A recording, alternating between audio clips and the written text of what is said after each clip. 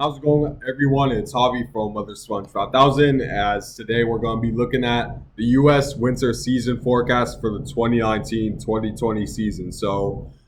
Keep this in mind when I'm making these predictions. They won't be 100% accurate because weather obviously changes very rapidly, and also it's very difficult to pinpoint the exact weather patterns that could happen, especially due to the changes in weather, the changes in water temperature. And even if they don't change much, it's still very hard to pinpoint exact conditions when it comes to the winter season forecast, as we can't predict like snowstorms months ahead. I'm not saying that that's what I'm gonna do in this video. I'm gonna pretty much predict what are the most likely conditions that happen in this video, and pretty much don't take my predictions as factual, but expect them more. Expect my predictions to be right more than wrong is what I'm saying, but don't at all take this as factual. But without further ado, let's begin with this. Looking at the map, you can see I separated each region by what I'm expecting, and I'm gonna go over each region and then explain why I believe that region will receive those conditions. So first, we're gonna look at the eastern seaboard. I'm talking about the northeastern seaboard. I'm talking about Boston. I'm talking about New York, Philadelphia, Washington D.C., etc. Along the Interstate 95 corridor is basically what I'm talking about. And you can see I put very moist conditions with snow and rain and around average temperatures. You can see that I'm putting snow and rain due to a variety of reasons, because for one thing, I expect it to at least be moist because of the warmer than average water temperatures just off the coast of the New England and Northeast seaboard. And what warmer water temperatures usually do to nor'easters is that they increase convection in those nor'easters. They increase pretty much the power, the rapid intensification of these nor'easters off the coast. And I expect those warm water temperatures to fuel a lot of these low pressure systems that go over the northeastern seaboard. And as a result of that, I expect more rain, more snow, more precipitation overall, because there's going to be more convection over this area thanks to the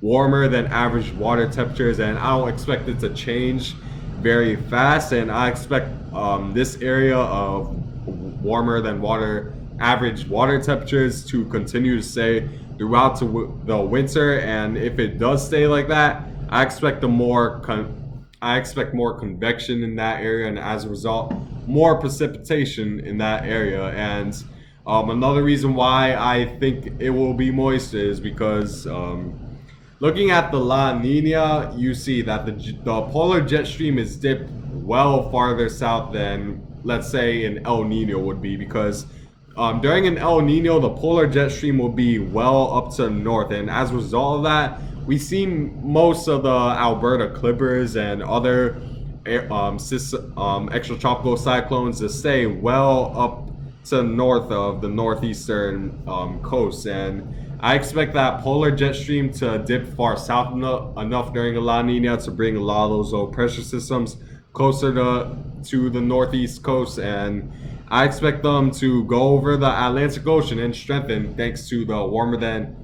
more than usual thanks to the warmer than average water temperatures.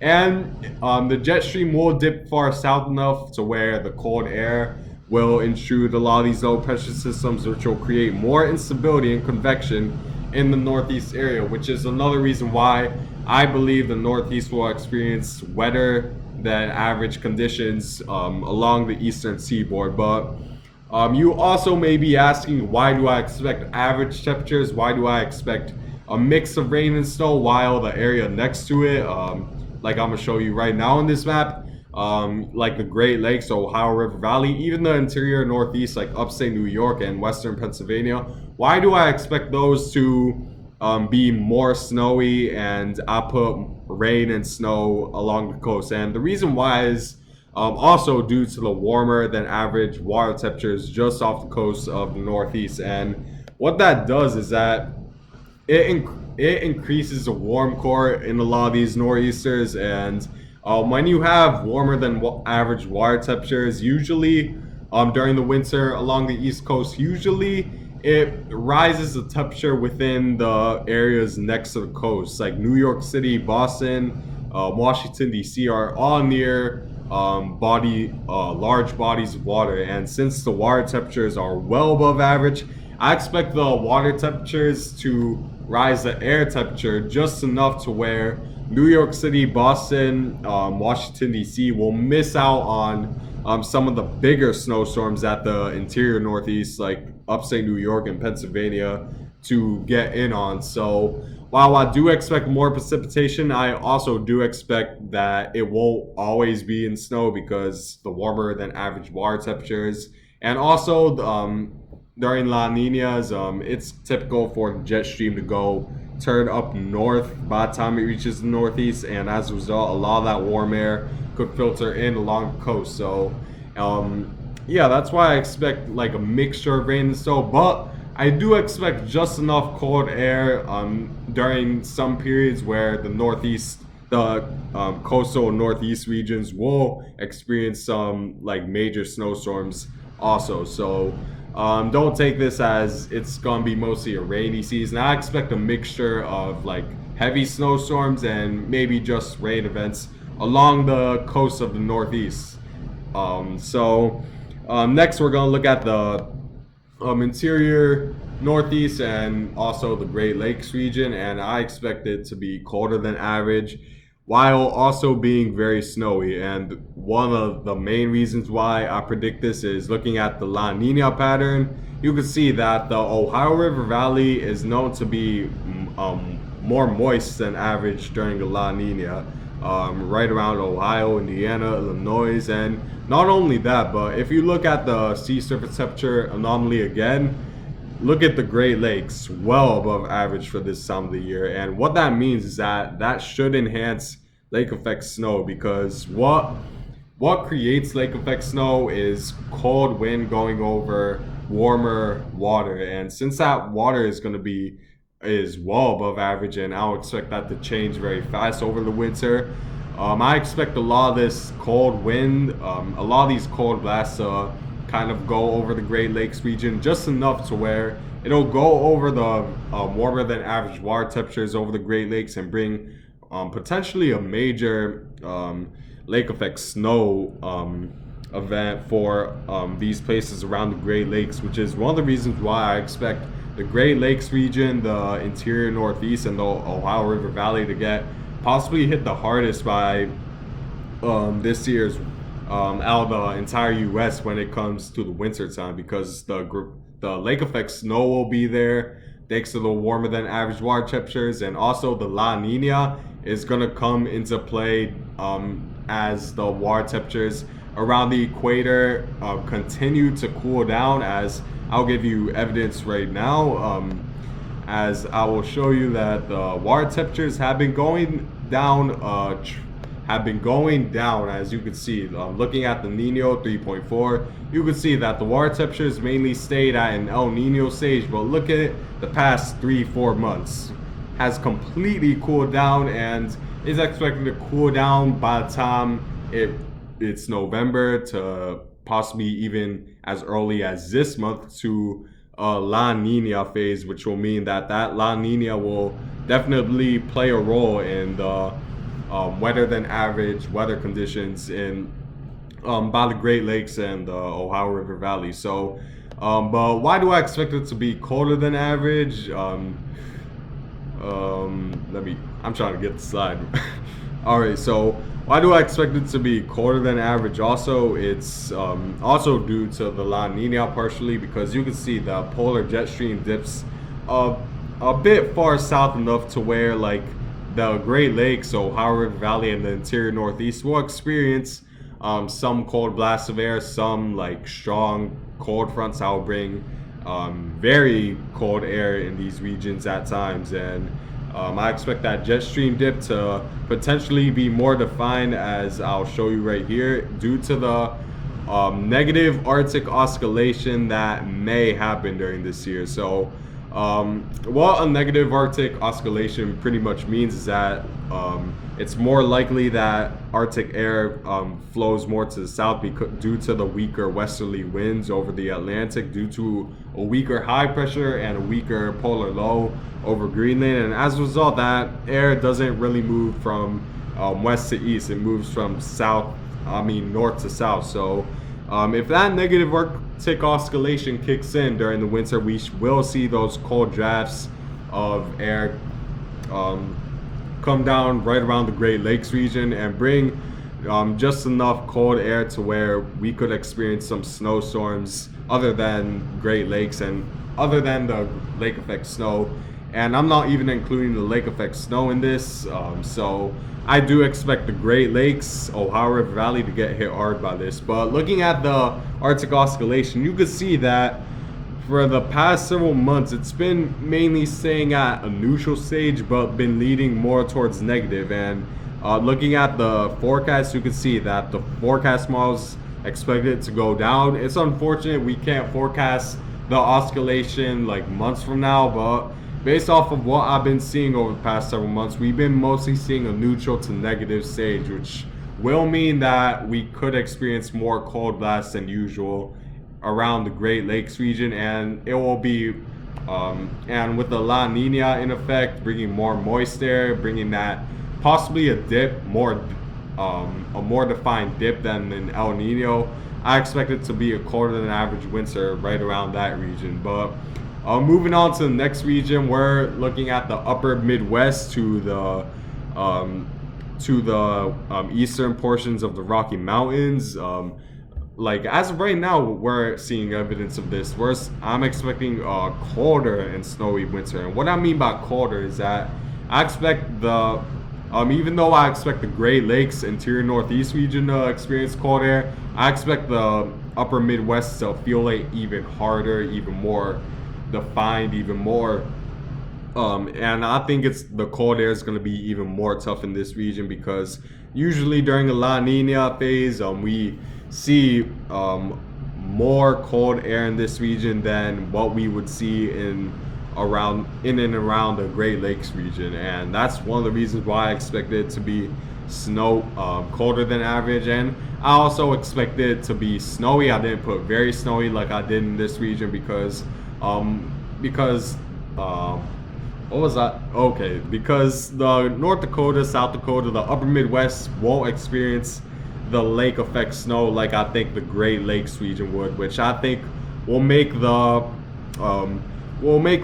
upper Midwest miss out on the more snow than they could get. But overall, I expect it to be above average in terms of snow in this region because the jet stream's gonna be right over it. I expect a lot of Alberta Clippers, thanks to the La Nina. And yeah, so moving on, we got the Pacific Northwest. I expect it to be cool, wet, and snowy in the higher elevations. So I put the words cool because the Pacific Northwest usually doesn't get as cold as, let's say, the upper Midwest and the Great Lakes region. So I expect it to be cool and wet and snowy because obviously the La Nina usually brings a lot of those conditions right around that area. And I know I've been leading a lot on the La Nina for this video, but it's pretty much the best way I could define this winter. And the La Nina will be strong this winter, strong enough to where it will bring a lot of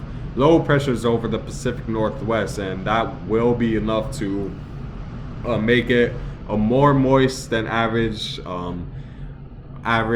winter for that area. I was about to say hurricane season, but also why I expect it to be cool, and the reason why I expect it to be cool is it will get less sun thanks to it being more west than usual in the Pacific Northwest. If it were like an El Nino, it will be drier in this region, and as a result of that, you'll get more sun, which means higher than average temperatures. But when it's wetter than usual in the Pacific Northwest, those clouds block a lot of that shortwave radiation that the sun emits onto the Earth's surface, and as a result, it will be cooler than average in the Pacific Northwest, which is why I expect it to be a cool and wet winter over that area. And then looking at the rest of the U.S., you could see that I expect it to be warm and dry throughout. And there are several reasons why I believe this. For one thing is that the reason why I expect it around the Florida area is due to the cooler than average water temperatures thanks to Hurricane Dorian. I expect less convection in that region. And then I know some people might point out that, oh, look at offshore of Texas, there's warmer than average water temperatures in that region. Why aren't you thinking that it might be more moist than average in that region? Well, I expect that the La Nina will be strong enough to the point where it won't really matter much that the water temperatures will be warmer than average around that region. And I don't think it's as warm. I don't think it's that much warmer than average as, let's say, offshore of the Northeast or the Great Lakes region. So I expect more sinking air to dominate this area because there's going to be a lot of rising air over the Great Lakes and the Northeast region. So I expect that a lot of that sinking air to probably lean more towards the south of the U.S. And it will be more defined by the La Nina that will form as time progresses. And if this and we definitely have to keep in mind of the positive Arctic oscillation, because if the positive one happens, then I expect the South to be right. But if we see a more negative Arctic oscillation, then my prediction could very well be wrong, because that dips the jet stream all the way to the south, bringing cool and wet conditions. So that might make my south prediction wrong, but like I said, the La Nina combined with the fact that I expect more rising air to occur more in the northern regions and the southern ones, because the warmer areas have much warmer than average water temperatures. I expect a drier than average season for most of the southern U.S. And as for the southwest U.S., usually at this point it's a pattern where if it isn't an El Nino, they're going to experience warmer and drier conditions at this point, which is why I expect that. But yeah, so to wrap it all up, I expect a very moist winter over the Northeast, Great Lakes, and pretty much most of the northern portion of the U.S., while also experiencing colder conditions. But for the South, I expect more sinking air to dominate this area thanks to the La Nina, and also the warmer than average water temperatures over the Great Lakes and the Northeast will create more convection in those areas, and as a result there's going to be lower pressure in these areas, and thanks to that low pressure the air needs to sink somewhere. So I expect that air to sink more in the south where it's going to be further away from the jet stream. So yeah, those are my predictions for the winter season. Like I said before, these could easily be wrong, but expect these more than not is what I would say for these predictions. But anyways, guys, I thank you guys for watching this video. Make sure to like if you like this video, and I hope you guys have a good day.